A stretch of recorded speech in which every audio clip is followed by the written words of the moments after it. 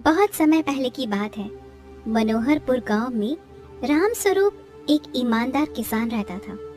उसका बेटा विकास बाहर शहर में रहकर कंपटीशन की तैयारी कर रहा था। ये पढ़ाई में अच्छा था तथा खूब मेहनत करता था। सुबह का समय था। रामस्वरूप आंगन में बैठकर पानी पी रहा था और उसकी पत्नी शांति साफ सफाई में लगी हुई थी। पर रामस्वरूप के कानों में तो बस एक ही आवाज गूंज रही थी, साहूकार लाला ओम प्रकाश के कर्ज की रकम और उस पर लगने वाला ब्याज। जब उसकी पत्नी शांति रसोई में खाना बना रही थी, तब या तो धुएं ने उसकी आंखों में पानी भर दिया था या फिर वो चिंता के आंसू थे। ये कहना मुश्किल था। तभी रामस्वरूप आता है। उसके चेहरे पर चिंता साफ झलक रही थी। क्या हुआ जी? आप क्या सोच रहे हैं? वही पुरानी बात शांति। लाला का कर्ज, अगले महीने कर्ज की रकम का पैसा कहाँ से लाऊंगा, यही सोच रहा हूँ। फसल को तो अभी 2 महीने दूर हैं। हमने तो अपनी जमीन का एक टुकड़ा भी गिरवी रख दिया है। आप और क्या देंगे?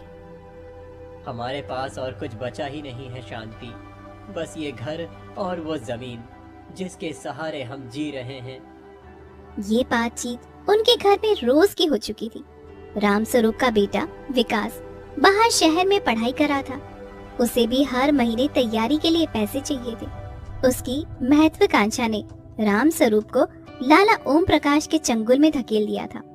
एक पिता का सपना था कि उसका बेटा बड़ा आदमी बने, एक किसान का बेटा पुलिस की वर्दी पहने, लेकिन इस सपने की कीमत उसकी आजादी और शांति थी। लाला ओम प्रकाश गांव का सबसे धनी और सबसे घमंडी आदमी था। उसकी हवेली गांव के बीचों बीच एक राजमहल की तरह खड़ी थी, जबकि आसपास के घर मिट्टी के थे। उसकी दुकान गांव के चौराहे पर थी, जहां वो न सिर्फ सामान बेचता था बल्कि कर्ज भी देता था। और उनका ब्याज इतना ज्यादा था कि एक बार जो उसके जाल में फंस जाता, फिर उससे निकलना मुश्किल हो जाता था। कर्ज तो रामस्वरूप की मजबूरी थी, उसी का फायदा लाला उठा रहा था। रामस्वरूप खेत की ओर चल रहा था, लेकिन उसका मन काम में नहीं लग रहा था। उसके दिमाग में बस लाला का चेहरा घूम रहा था। मोटा चेहरा, चमचमाती आंखें और ऐसी मुस्कान जो दिल में डर पैदा कर देती थी। लाला ओम प्रकाश अपनी दुकान के बाहर बने बरामदे में चारपाई पर लेटकर आराम कर रहा था। उसके सामने एक चाय की प्याली रखी थी और उसके हाथ में एक हिसाब किताब की किताब थी। उसकी उम्र 40 के आसपास थी, लेकिन सुविधाओं और आराम ने उसे और भी ज्यादा भारी बना दिया था। उसके पास बैठे थे 2 आदमी, कालू और सिपाही। ये दोनों उसके चमचे और सुरक्षा गार्ड थे। दोनों ही मांसपेशियों से भरे हुए थे और गांव वाले इनसे बहुत ज्यादा डरते थे। कालू, आज रामस्वरूप के कर्ज चुकाने का दिन है ना? हाँ हाँ मालिक जी। हाँ हाँ लाला जी, लेकिन सुना है कि उसके पास पैसे नहीं है। लगता है वो कर्ज की रकम चुका नहीं पाएगा। तो क्या हुआ, उसके पास तो अभी घर है ना, उसकी जमीन का एक हिस्सा अभी बचा है, हमें वही चाहिए। अच्छा हुआ कि उसके पास पैसे नहीं हैं। जमीन सड़क के किनारे है, बेहद कीमती है, मुझे उसकी जमीन हड़पनी है। लेकिन लाला जी, अगर हम उसका घर ले लेंगे तो वो कहाँ जाएंगे, कैसे रहेंगे? तो क्या हुआ, वो सड़क पर सोए या नदी में कूद जाए, मेरा कर्ज तो चुकाना ही होगा। कर्ज लेना आसान है, चुकाना मुश्किल, यही तो नियम है। लाला कालू और सिपाही से कहता है, दोपहर के बाद उसके घर जाना और उसे साफ साफ बता देना कि अगर उसने इस बार कर्ज की रकम नहीं दी तो हम उसके घर को जब्त कर लेंगे। दोपहर का समय था। रामस्वरूप खेत से लौट ही रहे थे कि कालू और सिपाही उनके दरवाजे पर आ पहुँचे। रामस्वरूप, लाला जी ने हमें भेजा है। आज तुम्हारी कर्ज की रकम चुकाने का दिन है। पैसे तो है ना? लाओ, मुझे दे दो। कालू भाई, पैसे तो नहीं है, थोड़ा और वक्त दे दो, फसल कटने में अभी समय है। लाला जी को और वक्त नहीं चाहिए। अगर आज पैसे नहीं दिए तो कल तुम्हें इस घर से बाहर निकलना पड़ेगा। ये घर अब लाला जी का हो जाएगा। यही सेठ लाला जी का फैसला है। शांति दरवाजे के पीछे खड़ी ये सब कुछ सुन रही थी। उसकी आंखों में आंसू आ गए। वो फुसफुसाई, हे भगवान, ये कैसी संकट की घड़ी है, कृपया हमारी मदद कीजिए। कृपा करो कालू भाई, मेरा बेटा पढ़ रहा है, वो जल्दी ही नौकरी करेगा और सारा कर्ज चुका देगा। तुम्हारा बेटा वो तो शहर में मस्ती कर रहा होगा, कौन कर्जा चुकाएगा। अब बातें मत बनाओ, कल सुबह तक का वक्त है, नहीं तो तुम्हारा सामान बाहर फेंक दिया जाएगा। ये कहकर दोनों चले गए। रामस्वरूप वहीं खड़े खड़े रह गए, मानो वो पत्थर की मूर्ति बन गए हो। शांति बाहर आई और बोली, कुछ सोचो रामस्वरूप, कुछ तो करना ही होगा।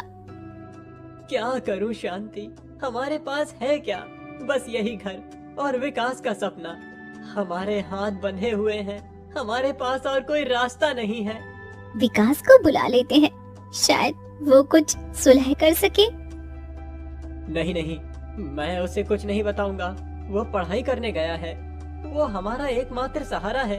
अगर वो पुलिस में चला गया तो लाला जैसे लोगों का डर गांव में खत्म हो जाएगा। लेकिन अंदर ही अंदर रामस्वरूप टूट चुके थे। उन्होंने फैसला किया कि वो लाला से मिलकर विनती करेंगे। सुबह का समय था। अगली सुबह रामस्वरूप हिम्मत जुटाता है और लाला की हवेली की ओर निकल जाता है। लाला बरामदे में बैठा था। उसने रामस्वरूप की ओर देखा और बोला, क्या बात है रामस्वरूप, पैसे लेकर तो आए हो ना, या बस यूं ही खाली हाथ विनती करने आ गए? लाला जी, मेरी विनती सुन लीजिए। मेरे पास पैसे नहीं हैं, मेरा बेटा पढ़ रहा है। अगर आप मेरा घर ले लेंगे तो हम बेघर हो जाएंगे। थोड़ा और वक्त दे दीजिए, फसल कटते ही आपका सारा पैसा दे दूंगा। तुम्हारी फसल से क्या होगा? तुम्हारी फसल का एक टुकड़ा पहले ही मेरे पास है। अब तुम्हारे पास वही घर बचा है। मुझे उस जमीन पर एक नया गोदाम बनाना है। तुम्हारा घर वहाँ बेकार खड़ा है। लेकिन लाला जी, वो हमारा पुश्तैनी घर है, मेरे बाप दादा ने उसे बनाया था। तो क्या हुआ, कर्ज लेते वक्त पुश्तैनी घर की याद नहीं आई? अब दया की भीख मांग रहे हो? नहीं रामस्वरूप, व्यापार व्यापार होता है, भावनाओं से नहीं चलता। कर्ज तो चुकाना ही होगा, अब और मोहलत नहीं मिलेगी। कालू सिपाही, इधर आओ। दोनों दौड़ते हुए आए। जी सेठ लाला जी। इसे यहाँ से जाने को बोलो और कल इसके घर जाकर इसका सारा सामान बाहर करो और घर खाली कर दो। अब बस बहुत हो गया। नहीं लाला जी नहीं, मेहरबानी करो, कृपया मेरे साथ ऐसा मत करो। हम फिर कहाँ जाएंगे? नाटक मत करो, तुम्हें मालूम था कि कर्ज नहीं चुका पाओगे, फिर भी लिया। अब नतीजा भुगतो। रामस्वरूप की आंखों से आंसू निकल रहे थे क्योंकि वो बहुत ज्यादा दुखी था। उसे कुछ समझ नहीं आ रहा था। घर पहुंचकर वो शांति को सारी बातें बताता है। क्या क्या कहा? हमें हमें हमें घर खाली करना होगा? क्या सच में? लगता तो ऐसा ही है लाला की बातों से। अगले ही दिन लालू और सिपाही आता है और घर खाली करने को कहता है। नहीं नहीं नहीं, ऐसा मत करो। नहीं, हम कहाँ जाएंगे? ये हमारा घर है, ऐसा मत करो। था, अब नहीं रहा। ये लाला जी का हुक्म है, अब ये घर उनका है। रामस्वरूप जानता था कि लाला अब नहीं मानेगा। विनती करने से कोई लाभ नहीं होगा। ठीक है, हम घर खाली करते हैं। बर्तन, चारपाई, कपड़े, सब कुछ आंगन में बिखरा पड़ा था। गांव के कुछ लोग भी इकट्ठा हो गए थे, लेकिन कोई कुछ बोल नहीं पा रहा था। सब लाला से डरते थे। किसी की हिम्मत नहीं थी कि कोई विरोध कर पाता। सब खड़े होकर बस तमाशा देख रहे थे। अब से ये घर लाला ओम प्रकाश की संपत्ति है, तुम लोग यहाँ से चले जाओ। रामस्वरूप और शांति अपने ही आंगन में अपने सामान के बीच बेघर होकर खड़े थे। आसमान में बादल छा गए थे, हवाएं चल रही थी, बारिश होने वाली थी। अब हम कहाँ जाएंगे? कहाँ जाएंगे हम लोग? हमारा तो कोई ठिकाना ही न रहा। रामस्वरूप ने कोई जवाब नहीं दिया। उसकी नजरें खोई खोई सी थी। अचानक उसने फैसला किया। हम मंदिर में चलेंगे, वहाँ की कोठरी खाली है। पुजारी जी हमें रहने देंगे। वो गांव के एक नेक इंसान हैं। उन्होंने अपना सामान समेटा और गांव के छोटे से मंदिर की ओर चल पड़े। मंदिर के पुजारी पंडित जगन्नाथ दयालु व्यक्ति थे। उन्होंने राम स्वरूप और शांति को आते हुए देखा तो वो समझ गए। आओ आओ आओ, भगवान का घर है, सबका स्वागत है। कोठरी छोटी और अंधेरी थी, लेकिन उस रात बारिश से बचने के लिए वो एक शरण स्थली थी। राम स्वरूप और शांति ने वहां अपना डेरा डाला, लेकिन राम स्वरूप के दिल में एक आग जल रही थी, अपमान की आग, बेबसी की आग। उसने फैसला किया कि अब वो विकास को सब कुछ बताएगा। अब चुप रहने का कोई फायदा नहीं था। अगले ही दिन राम स्वरूप ने फोन मिलाया। दूसरी ओर उसके बेटे की आवाज थी। पापा आप कैसे हैं? माँ कैसी हैं? सब ठीक तो है ना? बेटा सब ठीक है, तुम अच्छे से पढ़ाई कर रहे हो ना? पापा आपकी आवाज ठीक नहीं लग रही, सब ठीक तो है ना? आखिरकार राम स्वरूप ने अपनी सारी बात बता दी। कर्ज, लाला का अत्याचार, घर से बेदखली, मंदिर में शरण। फोन की दूसरी ओर सन्नाटा छा गया। पापा आपने मुझे पहले क्यों नहीं बताया?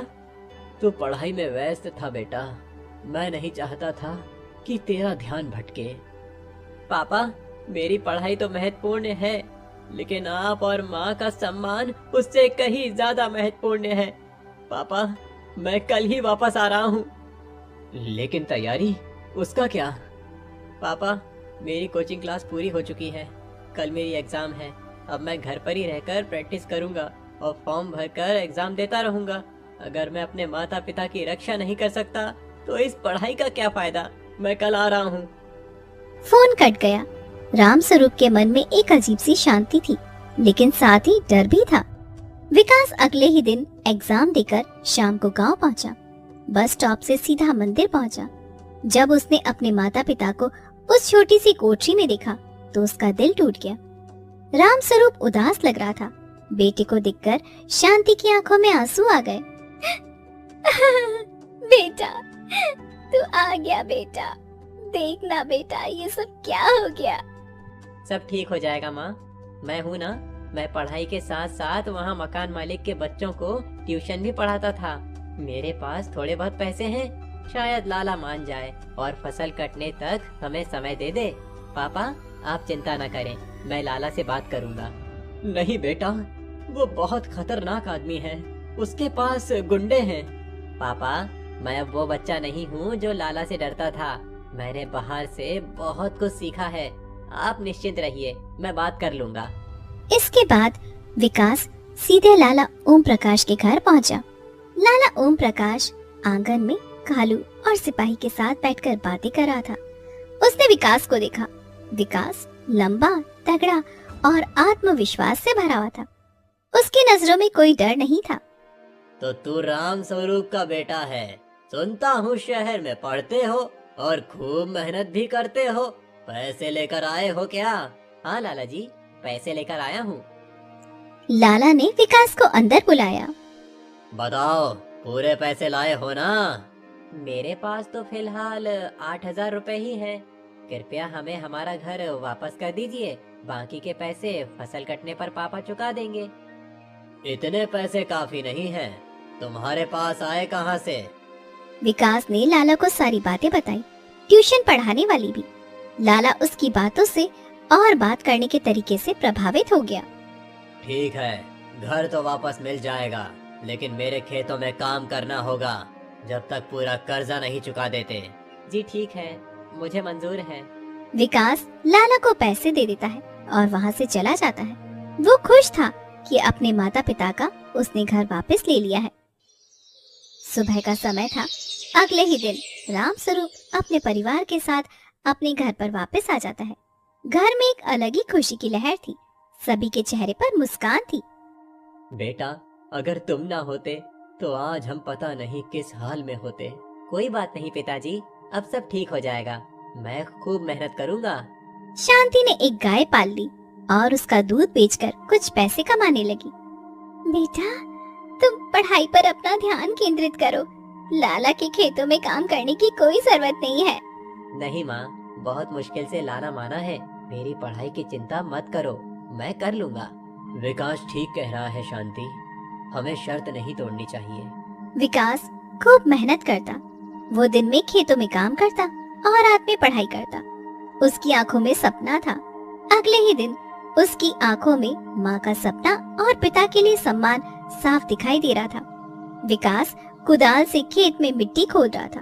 उसके हाथों में काफी दर्द हो रहा था, लेकिन वो काम जारी रखता है। रामस्वरूप देखता है और दुखी हो जाता है। बेटा अब रहने दे, तेरा शरीर थक जाएगा। नहीं पिताजी, मैं काम पूरा करूँगा। माँ कहा करती है कि मेहनत से ही किस्मत बदलती है। इतने में लाला ओम प्रकाश वहाँ पर आता है और साथ में कालू और सिपाही को भी लेकर आता है।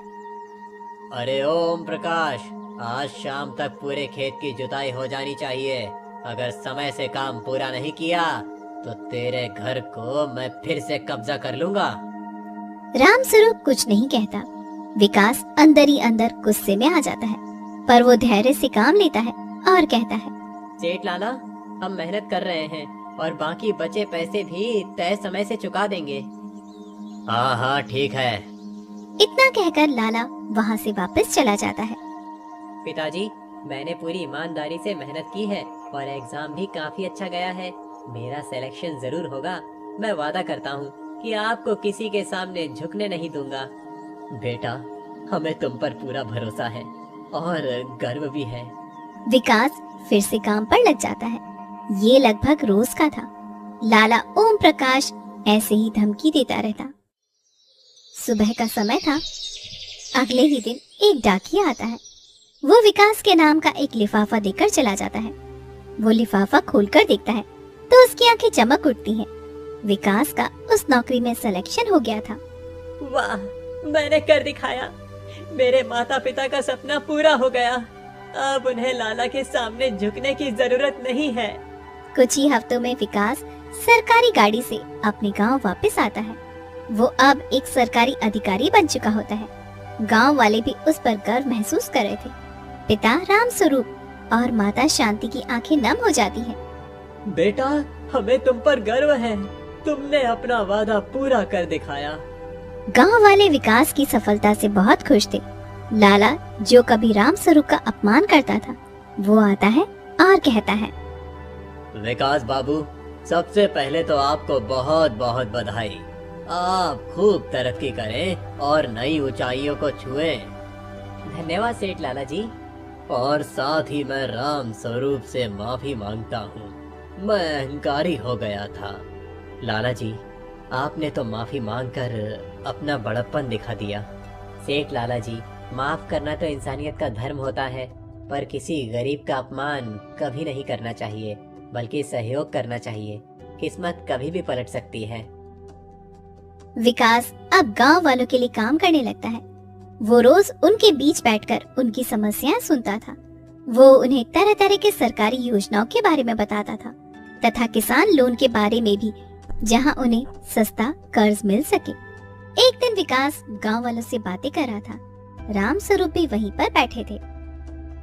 दोस्तों, मैंने गरीबी का दर्द सहा है, भूख और अपमान भी सहा है, लेकिन मैंने अपना कार्य खूब मेहनत और ईमानदारी के साथ किया है।